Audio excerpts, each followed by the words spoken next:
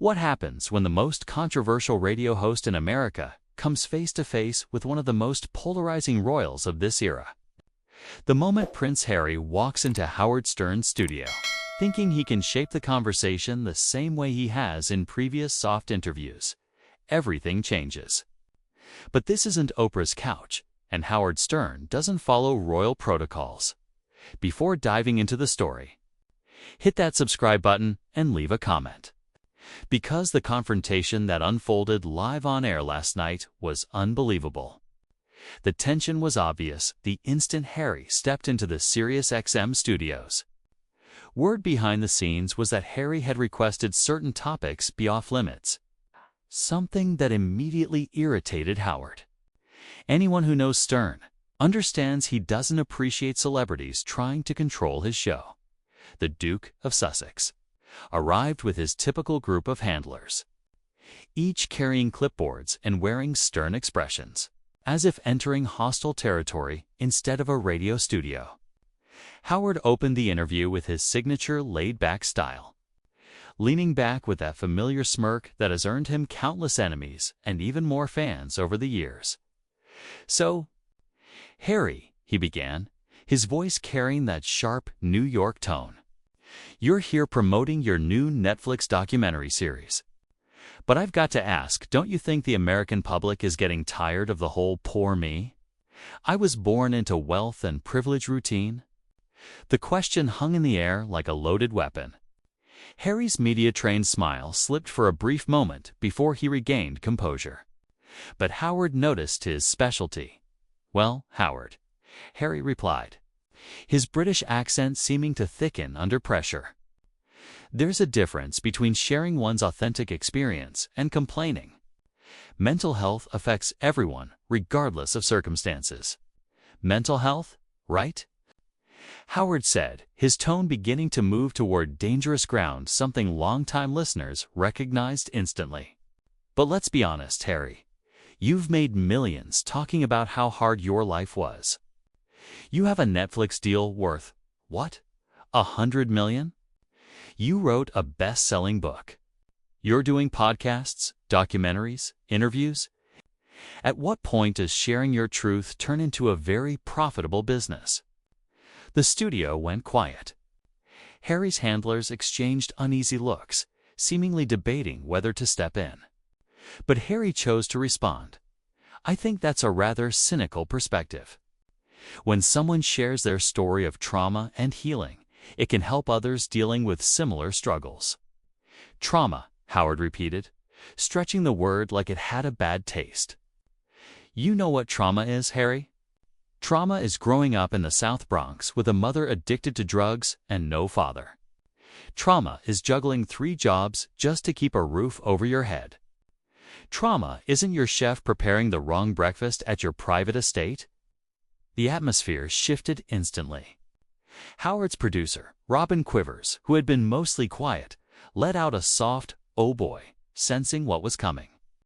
Harry's jaw tightened, and for the first time since arriving, his polished media persona began to crack. "That's incredibly dismissive," Harry said, his voice rising. "Financial security doesn't prevent someone from experiencing real psychological trauma. My mother's death, constant media intrusion. The institutional racism my wife faced." "Oh, here we go with the racism argument again," Howard cut in, his voice thick with sarcasm. He leaned forward, locking eyes with Harry like a predator. "What I find interesting is that every time you or Meghan receive criticism, you call it racism, bad press-racism. People questioning your choices, racism. Maybe, just maybe, some people think you're a pair of entitled brats who bite the hand that fed you. And that isn't racism at all." Harry's face paled, but Howard wasn't done. He was only getting started. Anyone familiar with Stern knew that once he sensed weakness, he became relentless. "And another thing," he continued, his voice gaining energy. "You talk about protecting your family's privacy, while simultaneously putting your entire life on Netflix, writing tell-all books, and doing interviews with anyone willing to pay. Don't you see the contradiction?" Harry's media training was being pushed to its absolute limit. You could see him struggling to come up with an answer that might calm things down while still defending himself. But Howard had trapped him in a no-win situation. "We tell our story on our own terms," Harry finally managed. "To counter the lies and misinformation spread about us for years. Your terms." Howard laughed. It wasn't a pleasant sound. Right, because heaven forbid anyone else have an opinion about the guy who walked away from his family, moved to California, and now earns a living criticizing the very institution that gave him his title and his platform. "Tell me, Harry, if you dislike being a royal so much, why not give up the title? Why still call yourself the Duke of Sussex if you want nothing to do with the monarchy?" The question hit hard. Harry's composed exterior began to crack, and real anger flashed in his eyes. His handlers were now actively trying to catch his attention, likely urging him to steer the conversation away or end the interview altogether. But Harry, maybe fueled by years of overly gentle interviews where he was never pushed, decided to push back. "You know what, Howard?" Harry said, his tone sharpening. "I came here expecting we could have a thoughtful discussion about important issues. But it's clear you're more focused on cheap shots and tabloid-style gossip than talking about anything meaningful." Howard's eyebrows lifted and a dangerous smile appeared. The king of all media had just been challenged in his own studio by someone who didn't grasp the basic rule of being on the Howard Stern show. Howard always wins. The tension in the room rose to an almost unbearable level as everyone realized they were witnessing a moment that would be remembered for years. "Oh, I see," Howard said, his voice suddenly calm. "Now I'm the villain because I'm asking real questions instead of kissing your ass, like Oprah and all the other sycophants you usually sit with. Here's a thought. Your Royal Highness, maybe, if you can't handle being challenged, you shouldn't be doing interviews at all." What Howard said next pushed Harry completely past his limit. Howard leaned back with the confidence of someone who had spent decades perfecting psychological warfare through radio. His next words were delivered with precision, aimed exactly where they would hurt most. "You know what I think this is really about, Harry? You're jealous. Jealous that your brother gets to be king while you're stuck making Netflix documentaries and scrambling for relevance in Hollywood. All this mental health and protecting my family stuff is just a cover for the fact that you're the spare who couldn't handle being second." The words hit Harry like a physical strike. His face flushed, and the last trace of royal composure disappeared. Robin Quivers gasped, realizing Howard had crossed a line he rarely crossed. The studio fell into absolute silence, the kind that comes right before an explosion. "How dare you?" Harry whispered, barely in control.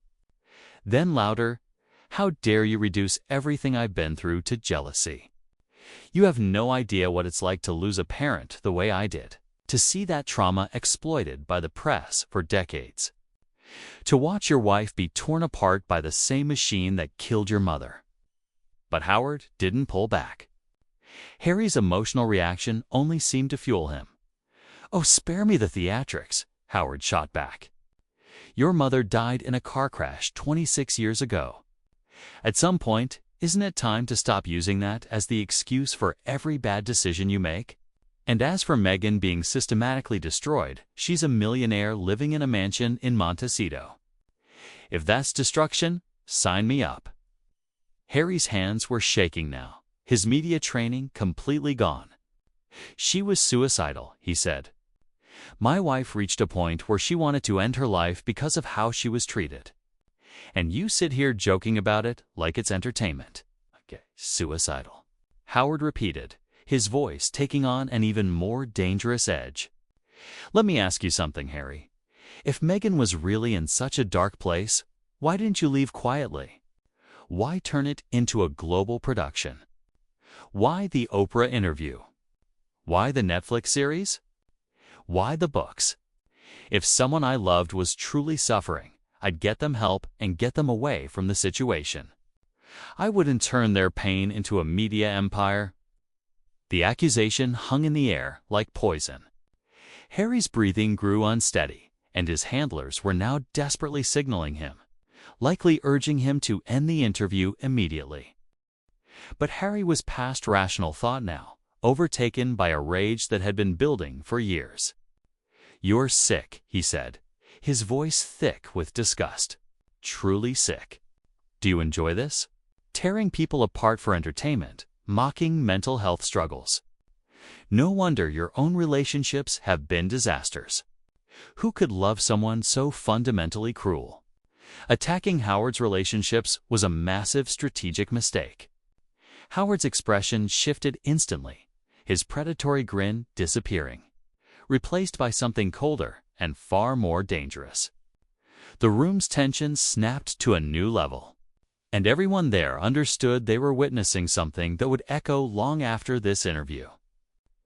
"Now we're getting personal," Howard murmured, his voice low and threatening. "Fine, let's get personal. Your Royal Highness, let's talk about how you abandoned your family when they needed you most. Your grandfather was dying. Where were you? Cutting deals in Hollywood. Your grandmother, who protected you your entire life, who gave you everything and you couldn't bother to be there for her final years because you were too busy playing the victim in California." Harry jumped to his feet, his chair scraping loudly. "Don't you dare talk about my grandmother. Don't you dare drag her into your twisted game. Sit down," Howard ordered. His voice held its authority even through Harry's fury. "We're not done. You came on my show. You follow my rules. And my rules say we keep going until we get to the truth. The truth." Harry laughed bitterly but stayed standing. "You wouldn't recognize the truth if it bit you. The truth is, you're a bitter old man who survives by destroying others because your own life is so empty and pathetic that the only way you feel powerful is by tearing people down." Howard rose as well, matching Harry's stance. Despite his age, Howard's presence filled the studio, a reminder of why he dominated radio for decades. "The truth," Howard said, "is that you're a spoiled brat who has never done a real day's work. You threw away everything you had because you couldn't handle not being the center of attention. The truth is, you turned your family's private pain into a public spectacle because you're too weak and too selfish to deal with your problems like an adult." "Weak?" Harry's voice cracked with emotion. "I served in Afghanistan while you were in your cushy studio making prank calls. I've dedicated my life to helping veterans, advocating for mental health, trying to make an actual difference. What have you done besides exploit people's pain for ratings?" "I've entertained millions for 40 years, Howard shot back. "I built an empire by being honest about who I am. I don't hide behind charity and victimhood to avoid taking responsibility. And I don't bite the hand that fed me and then cry when people call me out." The confrontation had reached its peak, the two men squaring off like fighters in a ring. Harry's security shifted uneasily, hands drifting toward ready positions, while Howard's crew watched with a mix of horror and fascination. "You want to know what I think?" Howard continued, raising his voice to match Harry's. "I think you're just like your father, weak, entitled, and completely out of touch. The only difference is that Charles at least had the dignity to suffer quietly instead of turning his personal life into a media circus." Mentioning his father pushed Harry past the edge. His face contorted with fury, and for a moment it seemed he might actually swing at Howard. Security tensed, prepared to intervene, while the rest of the studio held its breath. "Don't you ever compare me to that man," Harry hissed, his voice barely human. "You have no idea what you're talking about. None. You sit in your bubble judging people like you're some authority on humanity. But you're nothing." Less than nothing, Howard remained unfazed. Harry's unraveling only seemed to fuel him further. "I'm nothing. I'm not the one who abandoned my duty, turned my back on my family, now spends my time whining about how hard my privileged life has been. At least I'm honest about who I am. You pretend to be some humanitarian hero, when really you're just Howard stopped, letting the silence stretch until it felt unbearable. Harry trembled with rage, waiting for the words he knew were coming. "You're just a coward," Howard finally said, his voice slicing through the room. "A coward who couldn't handle the pressure of being royal. So you ran to America and convinced yourself it was about principles. But we both know the truth. You didn't leave to protect your family or fight racism or any of the noble excuses you've pushed. You left because being a working royal was hardened. You've never done anything truly hard in your entire life." The words struck with devastating accuracy. Harry's face shifted from red to pale in seconds, his hands curling into fists at his sides. "You don't know what you're talking about," he forced out through clenched teeth. But the strength his voice had earlier was gone. Howard had found exactly the nerve he was aiming for. "Oh, but I do," Howard continued, sensing he had the upper hand. "I know precisely what I'm talking about. And do you want to know how? Because I've spent 40 years talking to people, reading people, figuring out what makes them tick. And you, Harry, are an open book. You're the guy who had everything given to him and still couldn't handle it. So when things got difficult, when the press got harsh, when your wife dealt with the same scrutiny every royal has endured for centuries, you bolted." Harry's breathing quickened, turning shallow. His composure was completely gone. "Stop," he whispered. But Howard was unstoppable now, fully aware he had Harry cornered. "You want to bring up your mother?" Howard went on, his voice slipping into a mocking tone that made everyone in the room uneasy. "Diana would be ashamed of what you've become. She faced that same media pressure, the same institution, and she stayed. She fought from the inside. She didn't abandon her responsibilities and run off to California to make Netflix specials about how hard her life was. That was the breaking point." Harry burst with a fury that even startled him. "How dare you?" he shouted, his voice cracking. "How dare you use my mother's name? You didn't know her. You have no right to say what she would think." "I have every right," Howard shot back, raising his voice to match Harry's. "This is my show, and I'll say whatever I want. And what I want to say is that your mother died fighting for causes she believed in while you're living in a mansion complaining about how difficult your life is." Harry stepped toward the desk, forcing his security to move quickly between them. "You're disgusting," Harry snarled. "A disgusting human being who profits off other people's pain. No wonder your audience is full of losers with nothing better to do than listen to you tear people apart." Howard let out a harsh, ugly laugh. "My audience. At least my audience doesn't pretend to care about me while I exploit my family's private moments for money. At least they're honest about what they want. Unlike you pretending this interview is beneath you, when you were the one begging to come on my show to promote your latest cash grab. I never begged to come anywhere near you," Harry snapped. "This was a mistake. The biggest mistake I've made since moving to America." "Finally," Howard said, throwing his hands up in exaggerated celebration. "Finally, some honesty. Yes, it was a mistake, but not for the reasons you think. It was a mistake because you thought you could come in here and control the narrative, like you do in all those softball interviews. You thought you could manipulate me like you manipulate everyone else." Harry was pacing behind his chair like a trapped animal, his team desperately trying to calm him. "You're delusional if you think this was manipulation," he said, voice shaking. "I came here to have a civil conversation with someone I assumed was a professional. Clearly, I was wrong. Professional." Howard scoffed. "Kid, I've been a professional longer than you've been alive. And the difference is, I'm honest about what I do. I tear people down for entertainment, and I'm damn good at it. You, meanwhile, pretend you're some humanitarian while cashing in on your trauma like any other celebrity." "That's it," Harry said suddenly, his voice low and dangerous. "I'm done. This interview is over." He began taking off his headphones, but Howard wasn't finished. "Oh no. You don't get to storm out and play the victim again," Howard called out. "You came on my show.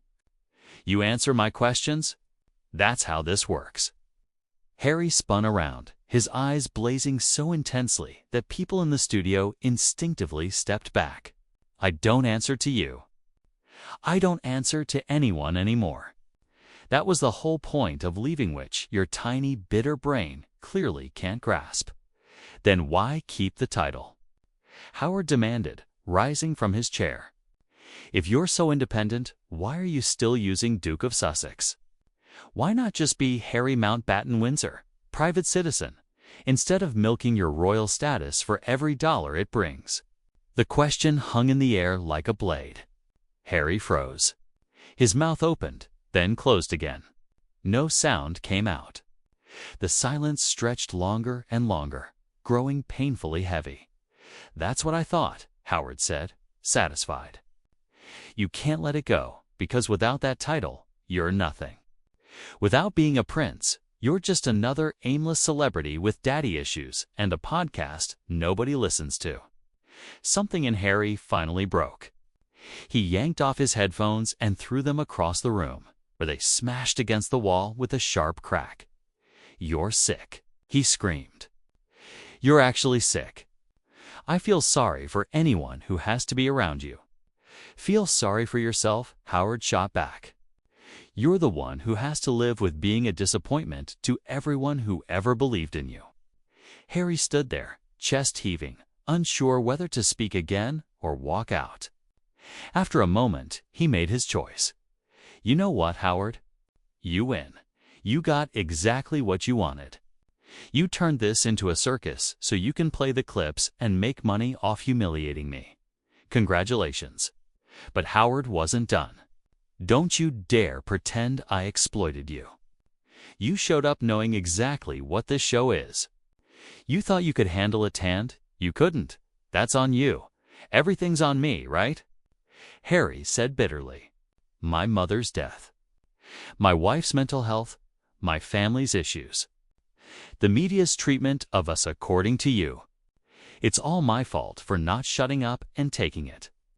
Now you're catching on," Howard replied with a cruel grin. Finally, some self-awareness. Harry stared at him for a long moment. When he spoke, his voice was quiet but filled with deep disgust. "I actually pity you. Anyone who thinks this is success sitting in a studio tearing people down for profit, what a sad, empty existence." With that, he turned toward the door. His security and team scrambling after him, Howard called out once more. "Hey, Harry. Thanks for proving my point about everything. Don't let the door hit you on your way back to irrelevance." Harry paused at the door, hand on the handle. For a moment, it seemed he might respond. Instead, he simply shook his head and walked out, leaving behind a stunned room and the wreckage of what had begun as a simple, promotional interview. Howard eased back into his chair, a smug grin spreading across his face as he looked at his shocked staff. "Well," he said into the mic, "I think that went pretty well. What do you think, Robin?" Robin Quivers, who had barely spoken the entire time, managed only a week. "Oh my God. Ladies and gentlemen," Howard announced to his listeners, "Prince Harry has left the building. And I think we all learned something today about what happens when entitled celebrities think they can come in here and control the conversation. Spoiler, they can't." The interview had ended, but the fallout was only starting. As Harry's SUV drove away from the SiriusXM building, the audio was already being uploaded, ready to be replayed, dissected, and shared millions of times online. Howard had gotten exactly what he wanted, a viral moment that would be talked about for years. And Harry had learned the hard way that some battles can't be won, especially when you're fighting on someone else's turf.